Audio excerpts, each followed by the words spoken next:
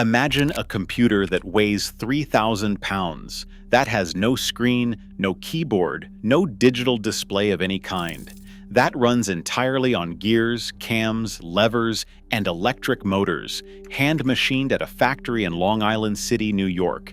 Each component fitted to tolerances measured in thousandths of an inch. A machine that receives inputs from 7 separate sensors simultaneously: a radar dish, a gyroscope, a speed sensor, a wind meter, a rangefinder, a compass, and the position data coming in through a network of precision electric motors, and calculates continuously and automatically exactly where to point a gun so that a 2,700-pound shell fired at 2,500 feet per second will arrive at the same point in space as a ship that is moving 20 miles away.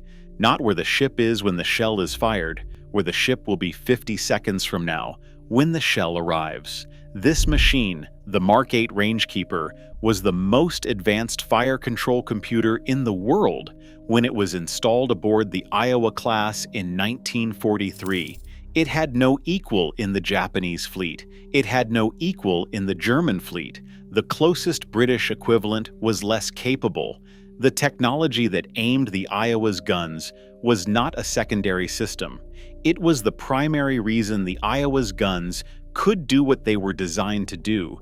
And what they were designed to do, what the Mark 8 Rangekeeper, the Mark 38 Directors, the Mark 41 Stable Vertical, and the entire fire control network of the Iowa class were specifically calibrated to accomplish, was to find a maneuvering Japanese battleship at maximum range, in any weather, at night, through smoke, and hit it before it could hit back.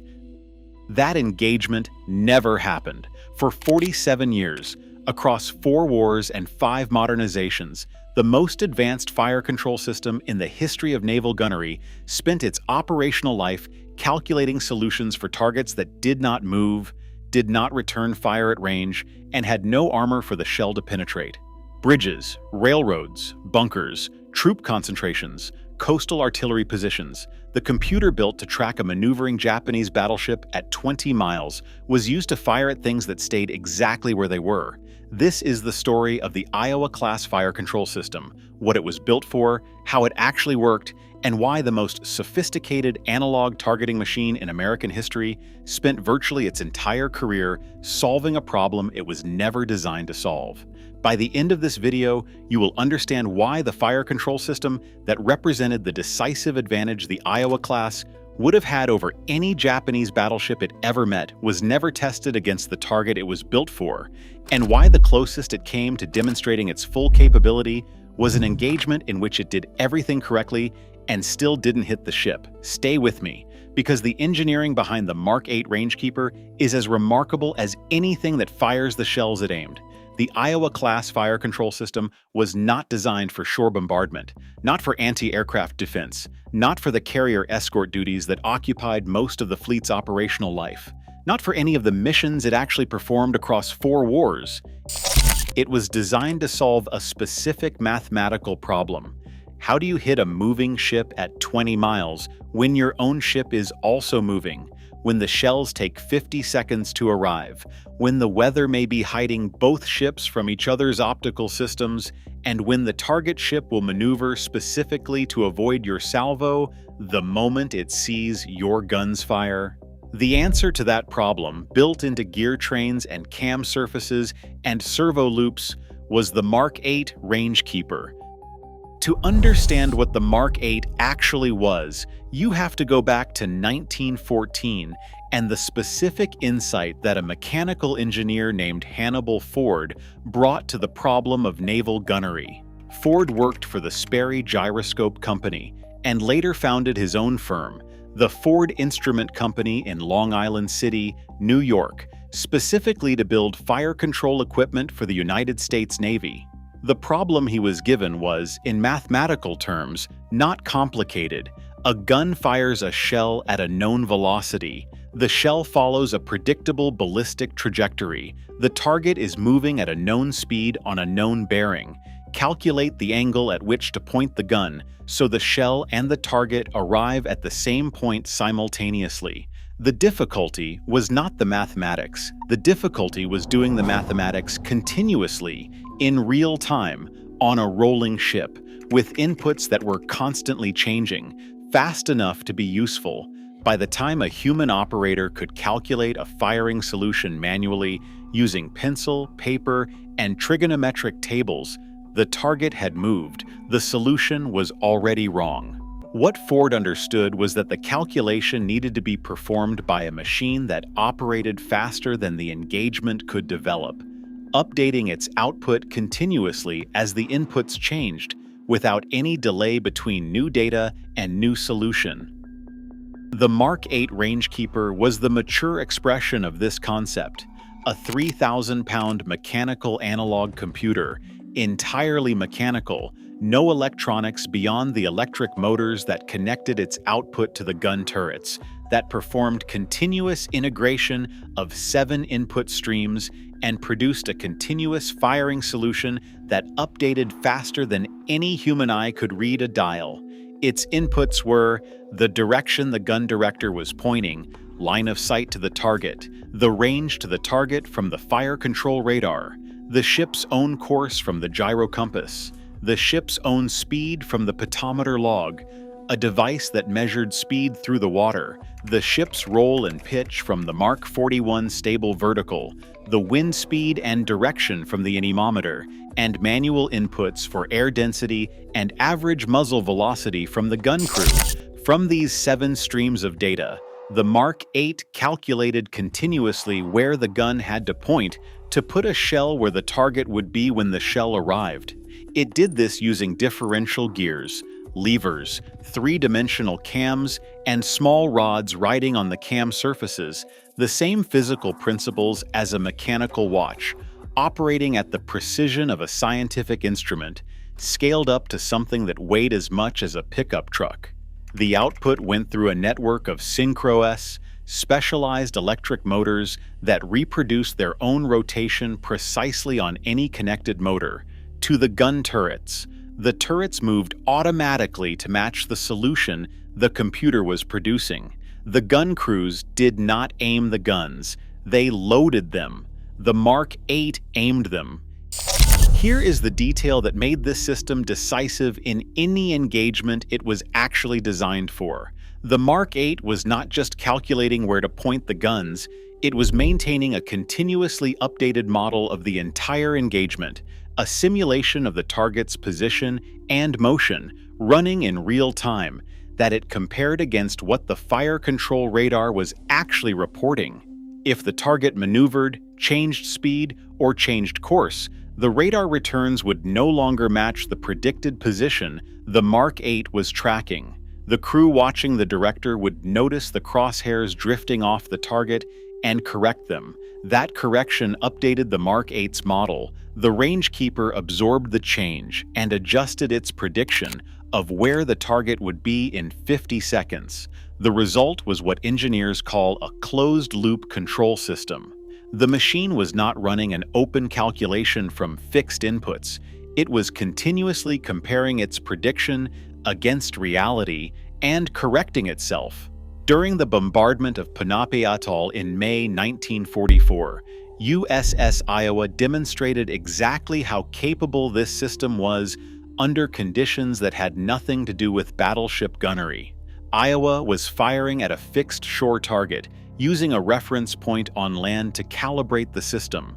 During the bombardment, she sailed behind terrain that put the reference point out of sight. The Mark 38 director was left in auto-track mode, still pointing at the predicted location of the reference point, still feeding data to the Mark 8. 15 minutes later, when Iowa emerged and the reference point came back into view, the fire control solution was off by 100 yards of range and 1 milliradian of bearing. 1 milliradian is 0.05 degrees. Over 15 minutes of blind tracking, without any input from the optical system, the Mark 8 had maintained a solution accurate to within 100 yards. That is extraordinary. It is also worth noting what it demonstrated. the system's ability to track a fixed point, not a maneuvering battleship. The problem it was built to solve was harder than what it was demonstrating, but the Yamato never showed up to provide the test it was designed for. If you're finding this as fascinating as I am, go ahead and hit the like button. It helps more people find this channel. Because the closest the Iowa-class fire control system ever came to being used for its intended purpose is the engagement most people have never heard of. On February 16, 1944, the Fast Carrier Task Force conducted a major raid on Truk Atoll, Japan's Central Pacific naval base, sometimes called Japan's Pearl Harbor, for the importance of the anchorage. During the raid, USS Iowa and USS New Jersey encountered Japanese surface units attempting to escape the atoll. Among them was IJN Nowaki, a Kagero-class destroyer. USS New Jersey opened fire on the Nowaki at a range of 35,700 yards. That is over 20 miles. The shells that left USS New Jersey's Mark 7 guns took approximately 50 seconds to arrive at the target. In those 50 seconds, the Nowaki's captain could alter course, alter speed, or both. The Mark 8 Rangekeeper was doing exactly what it was designed to do, tracking the destroyer's motion, predicting its position at impact, feeding a continuous solution to the gun turrets. USS New Jersey straddled the Nowaki. Shells fell on both sides of her, bracketing the target. This was called a straddle, and achieving a straddle at 35,700 yards on a maneuvering destroyer set the record for the longest-ranged gunnery straddle in naval history. The Nowaki escaped. She was a destroyer, small, fast, capable of radical maneuver at the moment a salvo left the barrel. At 20 miles, even a correct firing solution still required the target to cooperate with its own destruction by failing to maneuver significantly in the 50 seconds the shells were in the air. The Nowaki did not cooperate. What the engagement proved was that the fire control system was working exactly as designed. The Mark 8 had found a maneuvering target at 20 miles and bracketed it.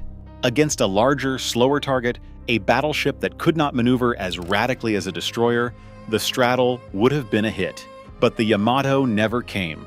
After Truk, the Iowa-class fire control system returned to what it spent most of its operational life doing: shore bombardment, fixed targets, things that didn't move, didn't shoot back at 20 miles, and had no armor for the shell to penetrate.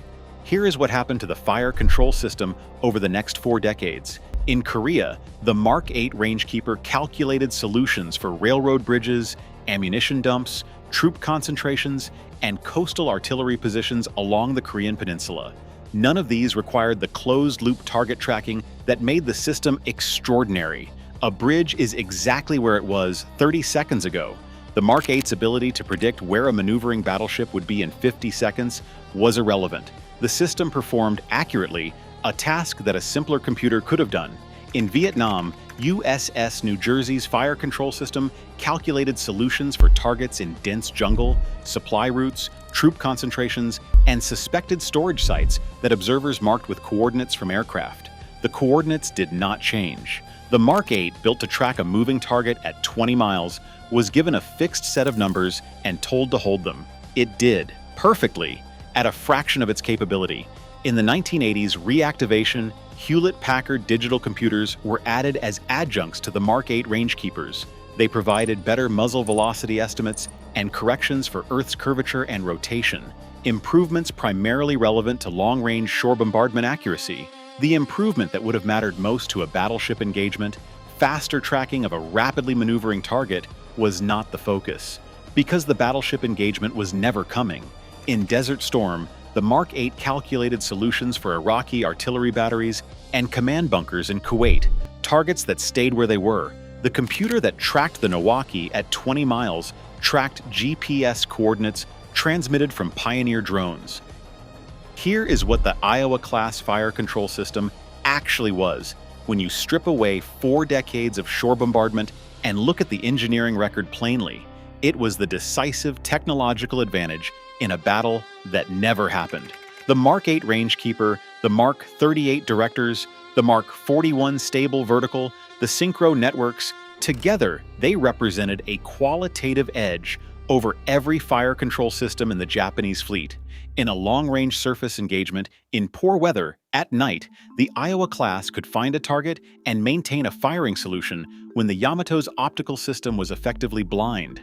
That advantage was real. It was tested, in limited ways, against moving targets.